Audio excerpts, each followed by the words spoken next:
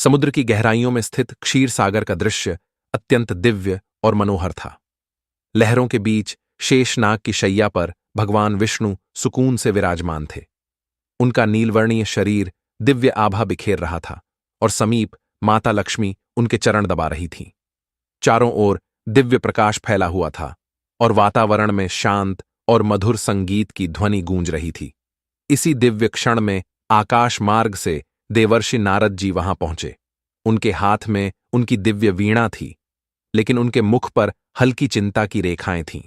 भगवान विष्णु ने नारद जी को देखा और एक मंद मुस्कान के साथ कहा, पधारो नारद, तुम्हारा स्वागत है। ऐसा प्रतीत होता है कि तुम्हारे हृदय में कोई व्यथा है। क्या हुआ? क्या तुम्हारे भ्रमण में कोई अनहोनी घटी? नारद जी ने शीश झुकाकर भगवान विष्णु को प्रणाम किया और गंभीर स्वर में बोले, हे प्रभु, मैं अभी अभी पृथ्वीलोक से लौटकर आया हूं। वहां विचरण करते हुए मैंने एक अत्यंत विचित्र दृश्य देखा। एक ओर कुछ लोग पीपल के वृक्ष को बेरहमी से काट रहे थे, मानो उन्हें उसकी महिमा और महत्व का कोई ज्ञान न हो। दूसरी ओर कुछ तपस्वी मुनि और साधक उस वृक्ष की पूजा कर रहे थे। वे उसकी परिक्रमा कर रहे थे, उस पर जल अर्पित कर रहे थे और मंत्रोच्चार करते हुए आपकी स्तुति कर रहे थे। नारद जी ने थोड़ा रुक कर गहरी सांस ली और आगे बोले, हे प्रभु, यह विरोधाभास मेरे हृदय को व्यथित कर रहा है। मुझे यह जानने की जिज्ञासा हो रही है कि आखिर पीपल के वृक्ष का ऐसा कौन सा रहस्य है जिसकी वजह से कुछ लोग उसकी पूजा करते हैं और कुछ उसे काटने का पाप करते हैं। कृपया मुझे इसका उत्तर दें। भगवान विष्णु के मुख पर एक कोमल मुस्कान और आशीर्वाद की छाया प्रकट हुई। वे मंद स्वर में बोले, हे नारद, तुम्हारा प्रश्न अत्यंत महत्वपूर्ण है। पीपल का वृक्ष कोई साधारण वृक्ष नहीं है। यह वृक्ष मेरे ही स्वरूप का प्रतीक है। यह न केवल देवताओं का निवास स्थान है, बल्कि इसकी पूजा करने से मनुष्य के सारे पाप नष्ट हो जाते हैं और उसे मोक्ष की प्राप्ति होती है। जो इस वृक्ष की महिमा को समझता है और इसका आदर करता है, उसके जीवन में मंगल ही मंगल होता है। लेकिन जो लोग इसके महत्व को नहीं समझते और अज्ञानवश इसे काटते हैं, वे पाप के भागी बनते हैं। सुनो, हे नारद, मैं तुम्हें पीपल के वृक्ष के महत्व की एक अद्भुत और दिव्य कथा सुनाता हूं। इस कथा का केवल वर्णन और श्रवण ही मनुष्य को अनगिनत पुण्य प्रदान करता है। जो व्यक्ति इसे श्रद्धा और भक्ति के साथ सुनता है, उसके जन्म जन्मांतर के सारे पाप धुल जाते हैं। चाहे उसने अज्ञानता के कारण कितना ही बड़ा पाप क्यों न किया हो, इस कथा के श्रवण से उसे उन पापों से मुक्ति मिलती है। यह कथा न केवल उसे शांति प्रदान करती है, बल्कि उसके पितरों को भी संतोष और संतुष्टि देती है। नारद ने अपनी आंखों में जिज्ञासा और श्रद्धा का भाव भरते हुए कहा, प्रभु, यह कथा कितनी अद्भुत और चमत्कारिक प्रतीत होती है। कृपया इसे विस्तार से सुनाइए ताकि मैं इसे लोक में फैला सकूं और लोगों के हृदय में इसके प्रति श्रद्धा और आस्था उत्पन्न कर सकूं। भगवान विष्णु ने गहरी श्वास ली और बोले, हे नारद, सुनो। इस कथा के श्रवण मात्र से व्यक्ति के पूर्वज संतुष्ट हो जाते हैं।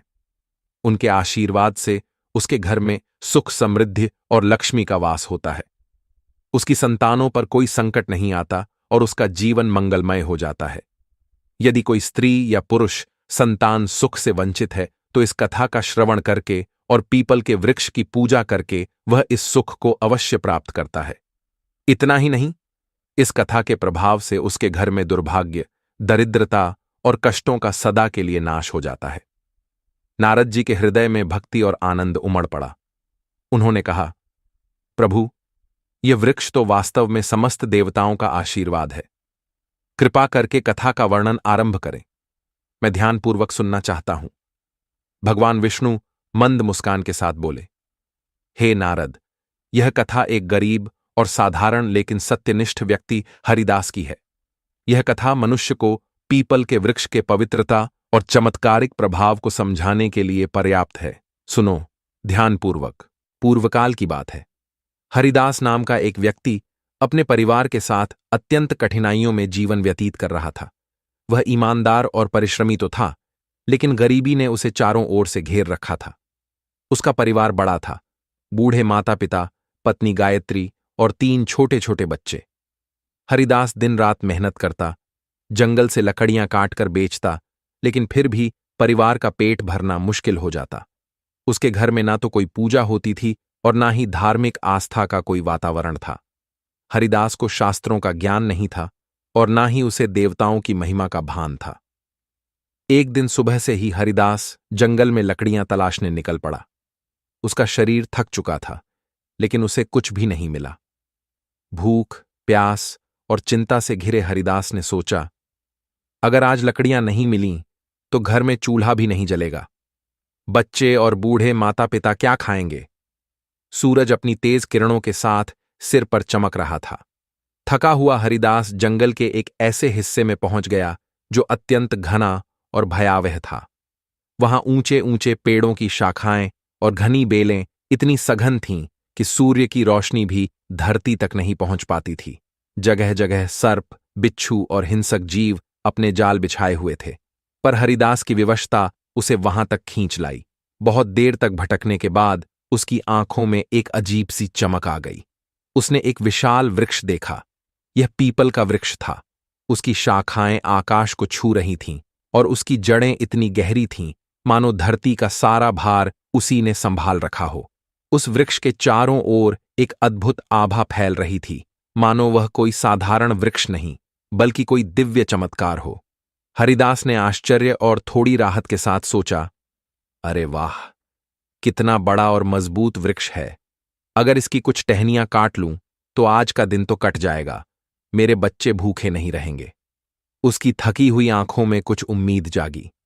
फिर उसने कुल्हाड़ी को मजबूती से थामा और भारी कदमों से वृक्ष की ओर बढ़ा। वृक्ष के नीचे खड़े होकर उसने एक क्षण के लिए अपने चारों ओर नजर दौड़ाई। उसका मन दृढ़ था, लेकिन जैसे ही उसने कुल्हाड़ी उठाई और पहला वार करने को हुआ, तभी अचानक एक भयानक और गूंजती हुई आवाज ने पूरे वातावरण को झकझोर दिया। वह आवाज किसी स्त्री की प्रतीत हो रही थी। हे मनुष्य, ठहरो, तुम ये क्या अनर्थ करने जा रहे हो? हरिदास चौंक गया।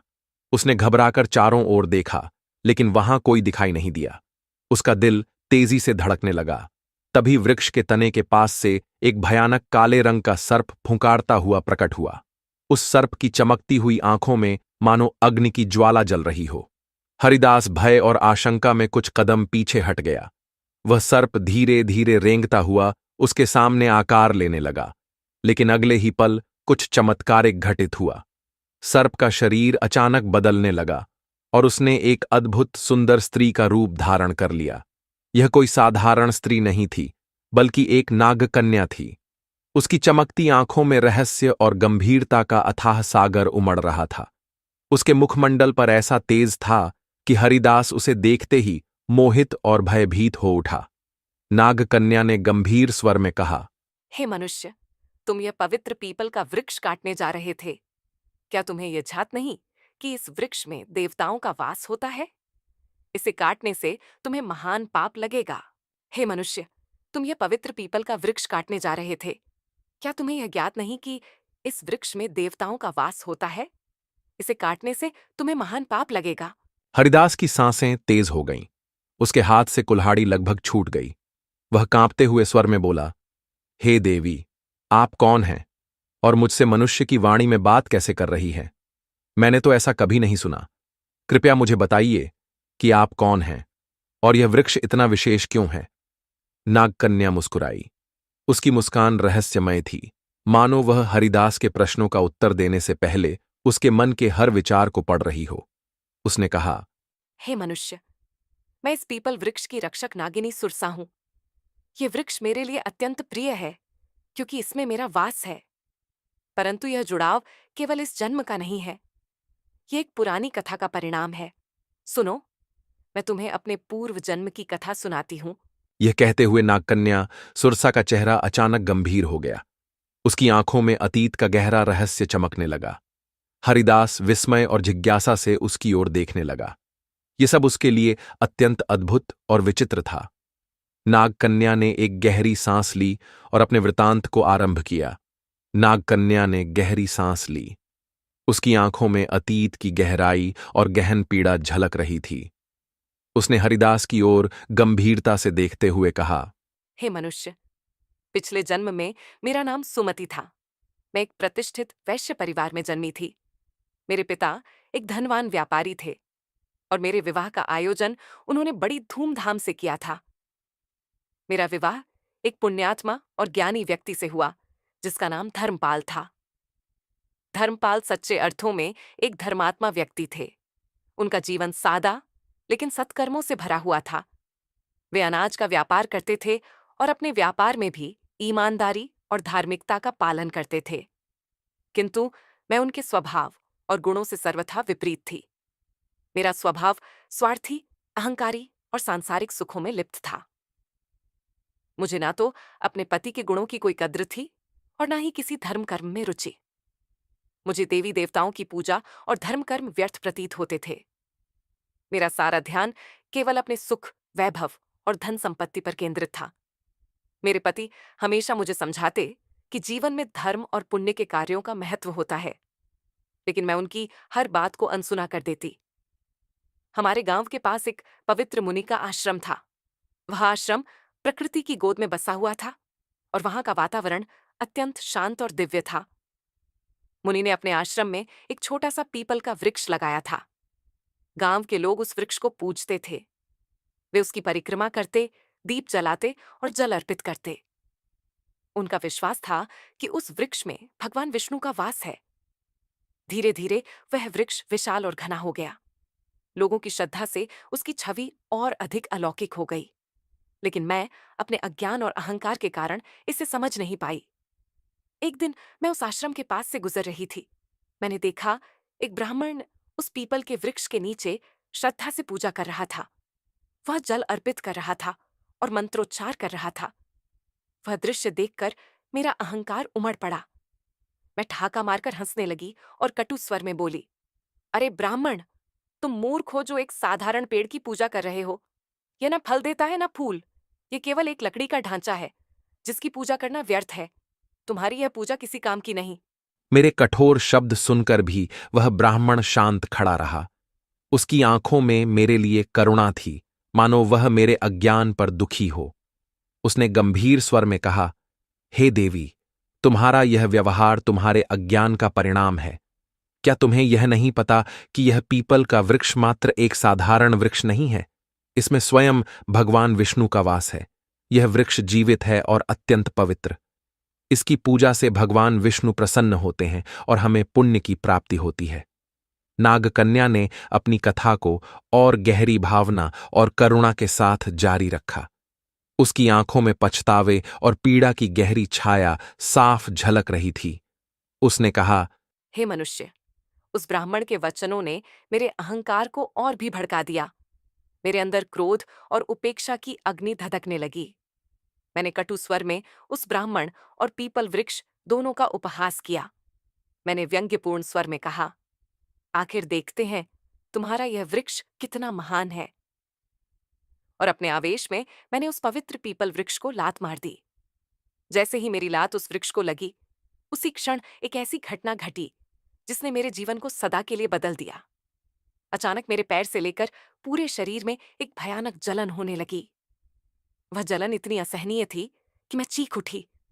मैंने अपने शरीर को देखा। मेरी त्वचा काली पड़ने लगी। मेरी उंगलियां, मेरे हाथ, मेरा पूरा शरीर एक सर्पिणी के रूप में परिवर्तित होने लगा। मैं देखते ही देखते एक भयानक नागिनी बन गई। मेरी चीखें पूरे वातावरण में गूंजने लगीं। मेरी यह अवस्था देखकर आश्रम के मुनि वहां आ पहुंचे। मैं अपने नागिनी रूप में उनके चरणों में गिर पड़ी। रोते हुए और कांपते स्वर में मैंने अपनी व्यथा कह सुनाई। मैंने उनसे हाथ जोड़कर प्रार्थना की, हे ऋषिवर, कृपया मुझे क्षमा करें। मैंने अनजाने में बहुत बड़ा पाप किया है। कृपा करके मुझे इस श्राप से मुक्त करने का कोई उपाय बताएं। मैं अपने पापों के लिए पश्चाताप करने को तैयार हूं। मुनि ने गंभीर और कठोर स्वर में कहा, हे स्त्री, तुम्हारा अपराध क्षमा योग्य नहीं है। पीपल के वृक्ष को अपवित्र करना और उसका अपमान करना भगवान विष्णु का अपमान है। यह वृक्ष देवताओं का निवास है। तुम्हें तुम्हारे कर्मों का दंड मिल चुका है। यह श्राप तुम्हारे अहंकार और अज्ञान का परिणाम है। मैं रोते हुए उनके चरण पकड़कर गिड़गिड़ाने लगी।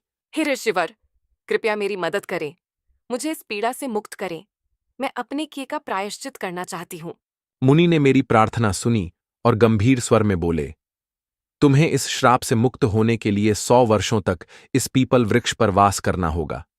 इन 100 वर्षों तक तुम इस वृक्ष की रक्षा करोगी। जब यह अवधि पूरी होगी तब तुम्हारे पति यहां आएंगे और इस वृक्ष पर जल अर्पित करेंगे, तभी तुम्हें श्राप से मुक्ति मिलेगी। यह तुम्हारे पापों का प्रायश्चित है। इतना कहकर मुनि वहां से चले गए। तब से मैं इस पीपल के वृक्ष पर वास कर रही हूं। यह वृक्ष धीरे धीरे विशाल और पवित्र होता गया। मैंने दिन रात इसकी रक्षा की है, क्योंकि यही मेरा प्रायश्चित है, ताकि कोई इसे हानि न पहुंचा सके। आज मेरे 100 वर्ष पूरे हो चुके हैं। मैं प्रतीक्षा कर रही हूं कि मेरे पति धर्मपाल यहां आएं और इस वृक्ष पर जल अर्पित करें। तभी मुझे इस सर्प योनि से मुक्ति मिलेगी। ये कहते हुए नागकन्या की आंखों में आंसू आ गए। उसकी आवाज में गहरी पीड़ा और पश्चाताप की झलक साफ दिखाई दे रही थी। हरिदास यह सब सुनकर अवाक रह गया। उसकी समझ में नहीं आ रहा था कि जो कुछ उसने सुना वह सपना था या हकीकत। उसके दिल में भय और श्रद्धा का एक मिश्रण उमड़ आया था। नागकन्या की करुणामयी कथा ने उसे स्तब्ध कर दिया। उसकी आंखों में आश्चर्य और अविश्वास के भाव तैरने लगे। वह यह सोचने लगा कि वह स्वयं इस घटना से किस प्रकार जुड़ा हुआ था। तभी एक दिव्य आभा से आश्रम के मुनि प्रकट हुए। उनके चेहरे पर गंभीरता और आशीर्वाद की एक अद्भुत छवि थी। मुनि ने हरिदास की ओर देखा और कहा, हे हरिदास, यह सब तुम्हारे पूर्व जन्म के कर्मों का परिणाम है। क्या तुम जानना चाहते हो कि तुम इस नाग कन्या के जीवन में किस प्रकार जुड़े हो? हरिदास ने विस्मय और डर से मुनि की ओर देखा और कांपते स्वर में कहा, हे ऋषिवर, कृपया मुझ पर कृपा करें। मेरे जन्मों का रहस्य मुझे न बताएं। यह सब क्या हो रहा है? मैं इस नाग कन्या के साथ किस प्रकार जुड़ा हूं? मुनि ने अपनी आंखें बंद कीं और उनके चेहरे पर एक गंभीर आभा प्रकट हुई।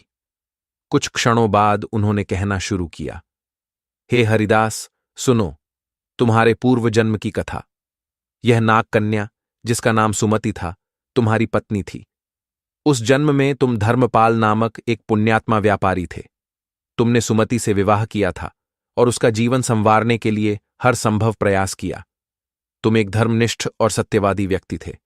तुमने सुमति को सद्गति की राह पर लाने के लिए अनेक प्रयास किए, लेकिन वह तुम्हारी भलाई की उपेक्षा करती रही। हरिदास ने आश्चर्य और अविश्वास के साथ कहा, क्या मैं इस नाग कन्या का पति था? मुनि ने मुस्कुराते हुए कहा, हे हरिदास, सुमति ने अपने अहंकार और अज्ञान के कारण पीपल के वृक्ष का अपमान किया था, जिसके कारण उसे सर्प योनि का श्राप मिला। किंतु भगवान विष्णु ने तुम्हारे पुण्य कर्मों के कारण यह नियम बनाया कि केवल तुम्हारे हाथों से जल अर्पित होने पर ही सुमति को इस श्राप से मुक्ति मिलेगी। तुम यहां तक केवल अपनी नियति के कारण आए हो। तुम्हारा आज यहां आना संयोग नहीं है, बल्कि यह विधि का विधान है। सुमति, जो अब तक चुपचाप खड़ी थी, मुनि की बात सुनकर अचानक हरिदास के चरणों में गिर पड़ी। उसकी आंखों से आंसुओं की धार बहने लगी। वह कांपते स्वर में बोली, हे स्वामी, मैं अपने पूर्व जन्म के पापों के लिए आपसे क्षमा मांगती हूं। मेरे अहंकार और अज्ञान के कारण मैंने आपको दुख पहुंचाया और इस पीपल वृक्ष का अपमान किया। किंतु आज मैं आपसे एक बार फिर प्रार्थना करती हूं, कृपया इस पवित्र वृक्ष पर जल अर्पित कर मुझे इस श्राप से मुक्त करें। हरिदास की आंखों में गहरी करुणा भर आई। उसने नागकन्या के प्रति कोई क्रोध या घृणा नहीं दिखाई, बल्कि उसके हृदय में श्रद्धा और सहानुभूति का एक भाव जाग उठा। उसकी आत्मा में एक अजीब सी शांति का एहसास हुआ, जैसे वह इस क्षण में कुछ बहुत बड़ा और दिव्य कर रहा हो। उसने मुनि की ओर देखा और कहा, हे अर्शिवर, मुझे बताइए, मैं इस पुण्य कार्य को कैसे पूरा करूं? मुनि ने उसे पीपल वृक्ष के पास ले जाकर कहा, हे वत्स, इस वृक्ष पर श्रद्धा से जल अर्पित करो और भगवान विष्णु का स्मरण करो। इससे तुम्हारे पूर्व जन्म के बंधन समाप्त हो जाएंगे और सुमति को भी मुक्ति मिलेगी। हरिदास ने पास ही रखे कलश से जल भरा। उसका हाथ हल्का सा कांप रहा था, लेकिन उसके मन में एक दृढ़ संकल्प था। वह पीपल वृक्ष के सामने खड़ा हुआ और भगवान विष्णु का ध्यान करते हुए जल अर्पित करने लगा। जैसे ही उसने जल की धार पीपल वृक्ष की जड़ों में चढ़ाई, एक अद्भुत घटना घटी। पीपल वृक्ष के नीचे एक दिव्य प्रकाश फैला और नागकन्या का सर्प रूप धीरे धीरे नष्ट होने लगा।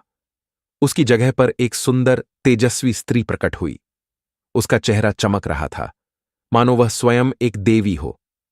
सुमति ने हाथ जोड़कर हरिदास और मुनि को प्रणाम किया। उसकी आंखों में आभार और कृतज्ञता की गहरी छांव थी। वह बोली, हे स्वामी, आपके पुण्य और भगवान विष्णु की कृपा से मुझे आज इस अभिशाप से मुक्ति मिली है। मैं आपके प्रति कृतज्ञ हूं। आपने न केवल मेरे पापों का प्रायश्चित करवाया, बल्कि मुझे मोक्ष के मार्ग पर ले आए। मुनि ने आशीर्वाद देते हुए कहा, हे सुमति, अब तुम स्वर्ग लोक को प्रस्थान करो। तुम्हारे इस श्राप का अंत हो चुका है। भगवान विष्णु तुम्हें आशीर्वाद दें। सुमति ने एक बार फिर पीपल वृक्ष की परिक्रमा की। उसकी आंखों में कृतज्ञता और शांति की गहरी छांव थी। फिर वह वहां से दिव्य प्रकाश के साथ स्वर्गलोक को प्रस्थान कर गई। उसका रूप अब एक देवी के समान था और उसका मुक्ति का मार्ग अब स्पष्ट हो चुका था। इस घटना के बाद हरिदास के जीवन में एक अद्भुत परिवर्तन आया। उसकी आंखों में अब एक नई दृष्टि थी। उसने पीपल वृक्ष की महिमा को समझा और प्रतिदिन उसका पूजन करने लगा। न केवल वह स्वयं, बल्कि उसने अपने परिवार को भी धर्म के मार्ग पर चलने की प्रेरणा दी। वह जान गया था कि पवित्र वृक्षों का सम्मान और देवताओं का स्मरण जीवन को सफल बनाता है। भगवान विष्णु ने पीपल वृक्ष के महत्व की कथा समाप्त की और उनके मुख पर करुणा और दिव्यता का तेज झलक रहा था। देवर्षि नारद जी अत्यंत भाव विभोर होकर बैठे थे। उनके हृदय में भगवान विष्णु के प्रति गहरी श्रद्धा थी।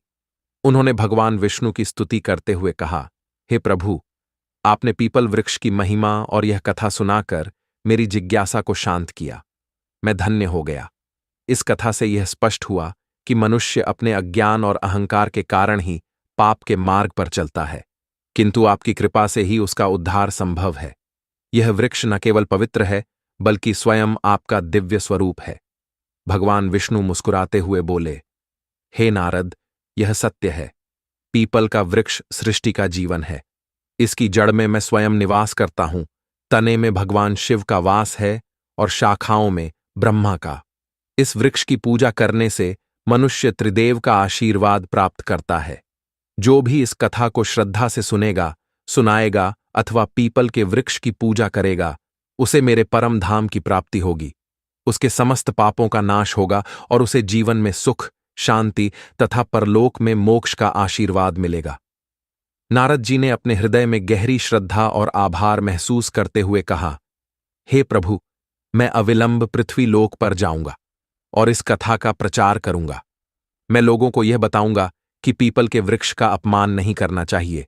इसकी पूजा करके वे आपके सानिध्य को प्राप्त कर सकते हैं। तो दोस्तों, इस प्रकार से भगवान विष्णु ने नारद जी को पीपल के वृक्ष की महिमा सुनाई है। यह कथा हमें सिखाती है कि अपने अहंकार और अज्ञान को छोड़कर हमें पवित्रता और धर्म की राह पर चलना चाहिए। पीपल वृक्ष की पूजा से न केवल जीवन में सुख और शांति आती है, बल्कि भगवान विष्णु का आशीर्वाद भी प्राप्त होता है। आशा है कि आपको यह कथा पसंद आई होगी।